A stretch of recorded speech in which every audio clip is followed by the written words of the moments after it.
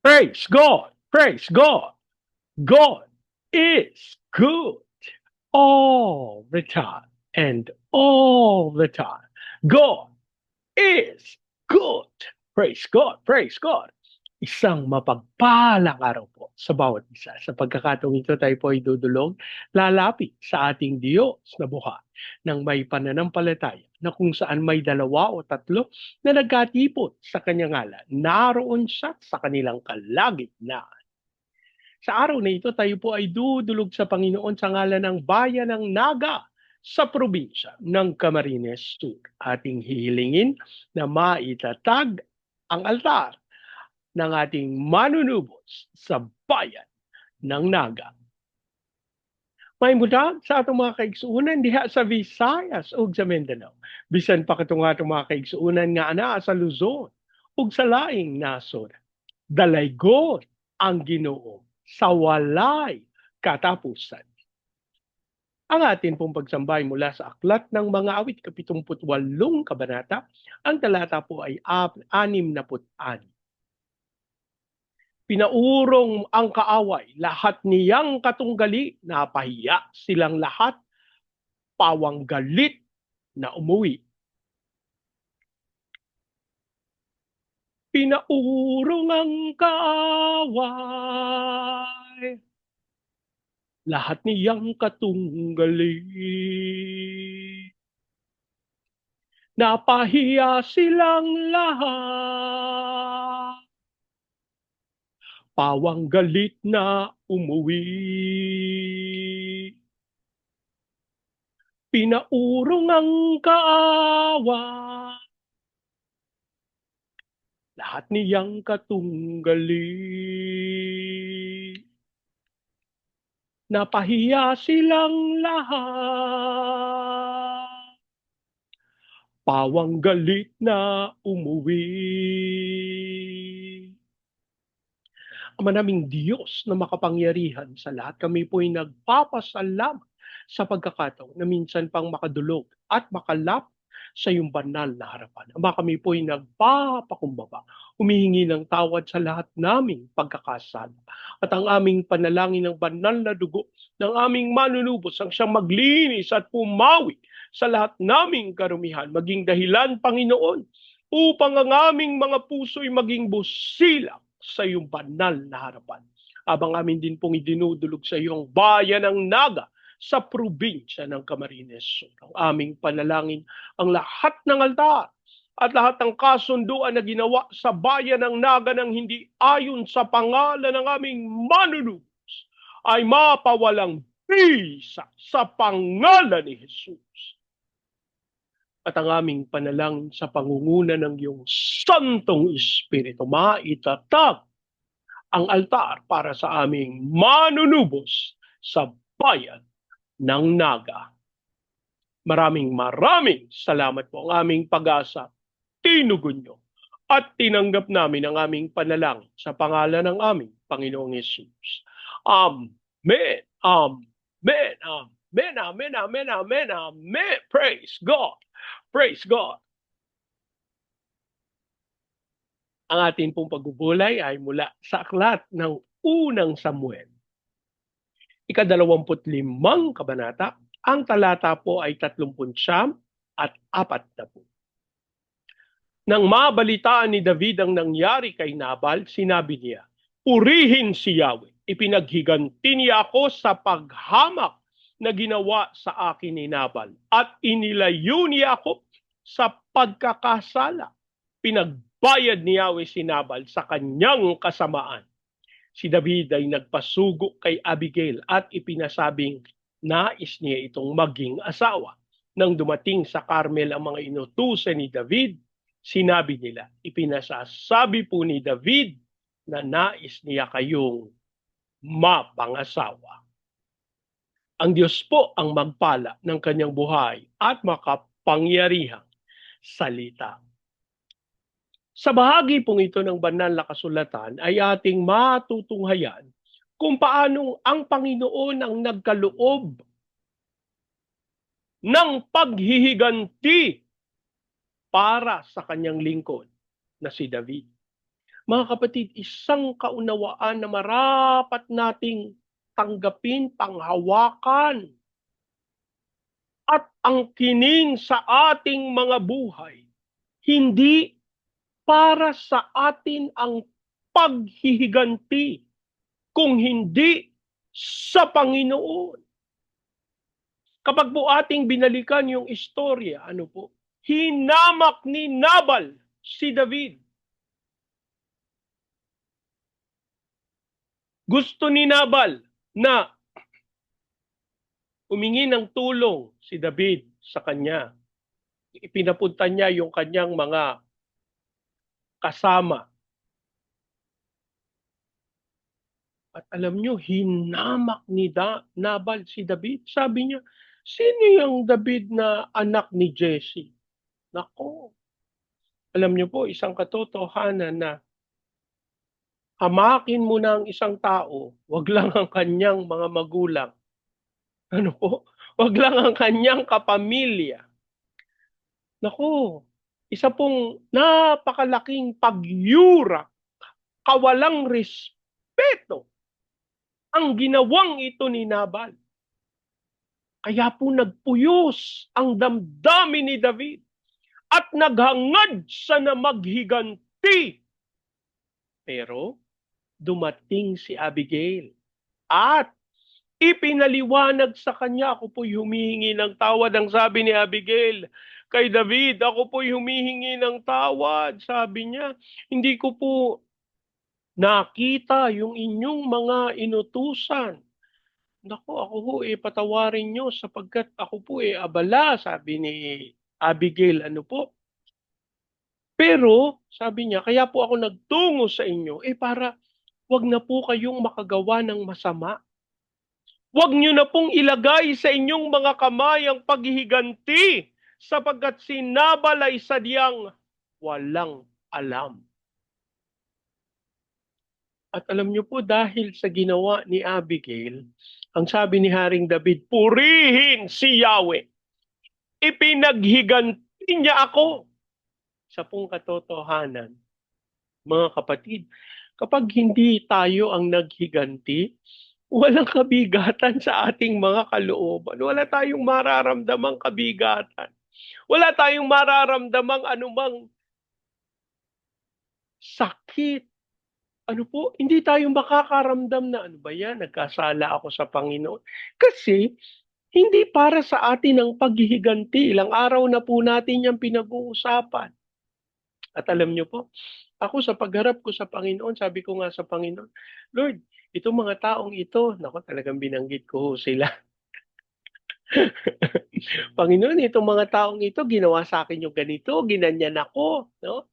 Yung mga nakasakit po sa akin, sinabi ko sa harapan ng Panginoon. At alam niyo po, ang sabi ng Panginoon, ako ang bahala. Hindi po ako naghahangad. Gusto ko lang po sabihin sa bawat isa, ano po. Samantalang ako po ay nagpapasalamat dun sa sinabi ng Panginoon na siya ang bahala. Hindi po ako naghahangad ng paghihiganti laban sa mga taong ito sapagkat nababatid ko na hindi sila ang tunay na may dahilan na nagnanais na saktan ako kung hindi ang kaaway. Mga kapatid, dapat maging maliwanag sa atin yan. Dapat nating maunawa. Ang kaaway ang siyang tunay na dahilan kung bakit may mga tao na nakakagawa ng hindi maganda. Kung bakit tayo nasasaktan, nasusugatan. Alam nyo, kapag kinausap nyo yung mga tao na yun, sa katotohanan lang, may pagsisisi din sa kanilang mga puso. Kung bakit ba nila nagawa, nasabi sa atin yung mga nakasakit sa atin. At alam nyo po, mauunawa nyo na hindi talaga sila ang nagnais noon kung hindi ang kaaway. Mga kapatid, lahat ng humamak sa atin, lahat ng gumawa ng hindi maganda laban sa atin, ang paghihiganti ay sa Panginoon. Hindi ko po idinidiin ito para sabihin sa inyo na sabihin natin sa Panginoon, ipaghiganti tayo. Hindi na po natin kailangan sabihin. Dahil sinabi niya na siya ang maghihiganti. Pero, ito po yung kailangan nating gawin. Palayain ang ating mga sarili sa mga galit, sa mga hinanakit. Alam niyo po, nung inihatid tayo ng Panginoon sa aklat ng unang Samuel, tayo po ay nasa aklat ng Genesis, yung ating pagbubulay. Pero bakit tayo hinatid ng Panginoon sa aklat ng unang Samuel? Alam niyo po, sinasabi ng Panginoon, yung karunungan na tinataglay ni Abigail, nais niyang atin ring taglayin. Nais niya na maangkin natin yung karunungan na tinataglay ni Abigail.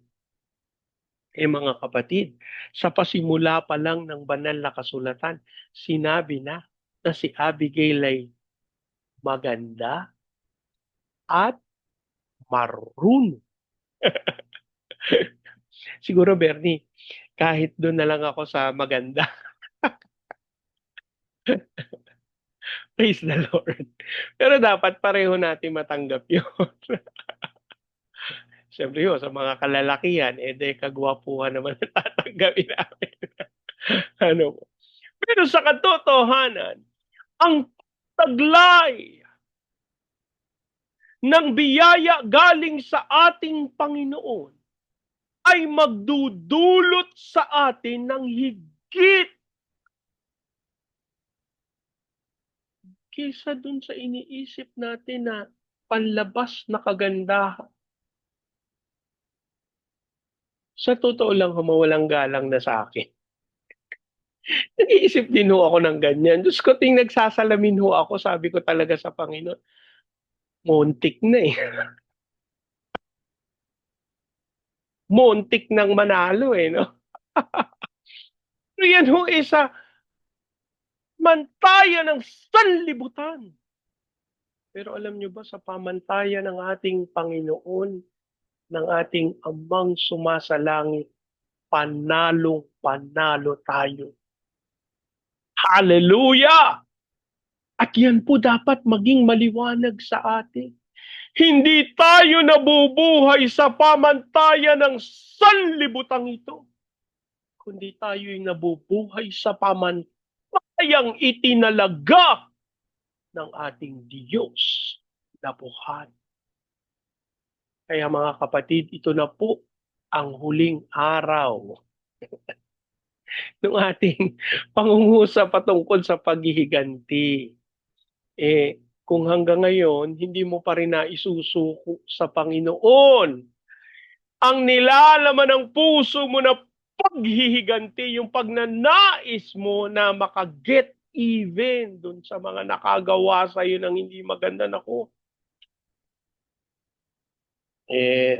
Tandaan nyo po, kapag kinuha nyo yung responsibilidad ng Diyos, pangatawanan nyo. Ano po? Kasi kung maghihiganti ka, dapat nasa iyo ang lahat ng kapangyarihan na iyong kinakailangan. At kung hindi, humanda kang masaktan. Pero, kapag iyo itong buong pusong ipinagkatiwala sa Panginoon, yung paghihiganti, kapatid, maniwala ka, mamamangha ka kung paanong papalayain ka ng Panginoon at tunay na mararanasan mo na papawiin ng Panginoon ng galit, paghihinanakit, sama ng loob, at ang mararanasan mo ay kapayapaan na nagmumula sa Kanya. Manalangin tayo. Ama naming Diyos na makapangyarihan sa lahat, kami po'y lubos na nagpapasalamat sa pagkakataon na iyong ibinabatid sa amin na kinakailangan naming ipagkatiwala sa iyo ang lahat ng kaisipan ng hihiganti. At sa oras na ito, Panginoon, dasal namin ang kalayaan sa pamamagitan ng pagsama ng iyong Santong Espiritu. Itinatakdat, itinatalaga namin ang aming mga pamumuha na umasa sa iyong kapangyarihan, sa pagdaloy ng iyong kalwalhatian. At tunay, Panginoon, naming maranasan ang iyong pagsama at pangunguna sa pangalan ng aming Panginoong Yesus. At Lord, pinagkakatiwala namin sa iyo yung mga tao na nakagawa sa amin ng hindi maganda. Hindi namin panalangin na sila'y parusahan. Bagkus, hayaan niyong magkaroon sila ng kaunawaan patungkol sa inyong katotohanan. At sa pangalan ni Jesus, hayaan niyong sila'y ihatid sa kaligtasan. Ama, amin din pong idinudulog sa iyo ang bayan ng Naga sa probinsya ng Camarines Sur. Aming idinudulog sa iyo ang katawan ng aming Panginoong Hesukristo sa bayan ng Naga. Dasal namin ang kapangyarihan mo. Dasal namin ang pagsama mo. Dasal namin ang pangunguna mo, Amang Diyos. Sa pangalan ni Jesus, at hayaan mong taglayin at tanggapin ng mga taga-Naga, Amang Diyos, ang pangunguna ng iyong Santong Espiritu sa pagtatatag ng altar ng aming manunubos sa bayan ng Naga. Hayaan mong magkaroon ng pagkakaisa, unawaan, pag-ibig, at patuloy na pagsama ng iyong Santong Espiritu. We declare the fire of revival over Naga in Jesus' name. Yan mong dumaloy po ito sa Baguio City, Cagayan de Oro, Legazpi, Lipa, Manila, Pampanga, Pateros. Kilusan mo po mga bayang ito ng may kapangyarihan. Hayaan mong mangyari at maganap ang iyong kalwalhatian sa mga bayang ito, Amang Diyos, sa pangalan ni Jesus. Hayaan mo rin po na magkaroon sila ng pag-unlad na dumalo sa buong Luzon, Visayas at Mindanao. Ipahintulot mo na taglay namin, tanggapin, ganap yung panawagan mo sa amin to be the launching pad of the gospel, to be a missionary, sending country, and to be the America of Asia in the heart of its glory. Dasal din po namin ang pagsama mo sa aming mga missionary sa iba't ibang panig ng daigdig. Lord, ikaw pong magkaloob ng lahat nilang pangangailangan upang matupad nila ang iyong dakilang kalooban. As we also declare, Lord God, your fire of revival sa kanila. Maging sa aming mga OFW na tinawag mo bilang overseas Filipino witnesses. Ayan mong sila'y sumaksi sa mga bansang yung pinagdalhan sa kanila. Gayun din sa aming mga training agencies, katulad ng Main Lifeline, Asian Center for Missions, Elijah House, Philippines, Church Renewal, Asia Pacific, International Institute Studies. Lord, ikaw pong magkaloob ng lahat ng pangangailangan ng mga ministeryong ito upang maganap nilang dakilang kalooban mo. As we also pray for the fulfillment of your purposes sa aming President Marcos, Vice President Duterte, sa Senado, Kongreso, Judiciary, Military, Police, Local Government. We declare the fear of the Lord na maghari sa aming gobyerno at hindi namin pinapayagan ang anumang kasinungalingan. At sa pangalan ni Jesus, dasal namin namang Diyos ang lahat ng korupsyon, pagnanakaw sa aming gobyerno ay mailantad sa pangalan ni Jesus. At ikaw po ang magkaloob ng tamang husga para sa mga ito. Ama, amin din pong idinudulog sa iyo mga bansa na tutunguhin ng iyong lingkod upang manalang sa apoy ng revival sa Vietnam, Cambodia, Myanmar, Laos, Thailand, Malaysia, Singapore, Indonesia, Brunei. Dasal namin ang iyong pagsama ng may kapangyarihan at lahat ng pangangailangan para sa mga ministeryong ito, sa mga bayang ito, maipagkaloob ng Santong Espiritu. Gayun din po sa Hong Kong, Macau, Taiwan, kilusan mo ng may kapangyarihan ang mga lingkod mo na nagtitiwala sa iyong kapangyarihan. Maging din sa Japan, China, North Korea, South Korea, Russia, Brazil, at Amerika. We declare the fire of revival sa mga bayang ito as we speak peace over Israel. Maraming salamat po. Ang aming pag-asa, tinugon nyo at tinanggap namin ang aming panalangin sa pangalan ng aming Panginoong Yesus. Amen. Amen. Amen. Amen. Amen. Amen. Amen. Praise God. Praise God. Lagi po nating tatandaan sa anumang pagsubok, problema, kahirapan, sakit, karamdaman, tayo dudulog, lalapit, tatawag sa Panginoon dahil sa Diyos walang imposible. Sa pagkakataong ito, hayaan niyo pong salitain ko ang basbas ng Panginoon sa inyo at sa inyong sambahayan. I declare the everlasting love of the Father. I declare the unending blessings of the Son. I declare the sweet, sweet, sweet fellowship of the Holy Spirit now and forever. I declare this new house and lot with parking, with a new vehicle, and with a flourishing business. In Jesus' name. Amen, amen, amen, amen, amen, amen, amen. Praise God. Praise God. Hanggang sa susunod po. Sama-sama nating ideklara, Pilipinas, God bless you. Big time. And so we declare, to God be all the glory in Jesus' name. Amen. Amen. Amen. Amen. Amen. Amen. Amen. Praise God. Praise God.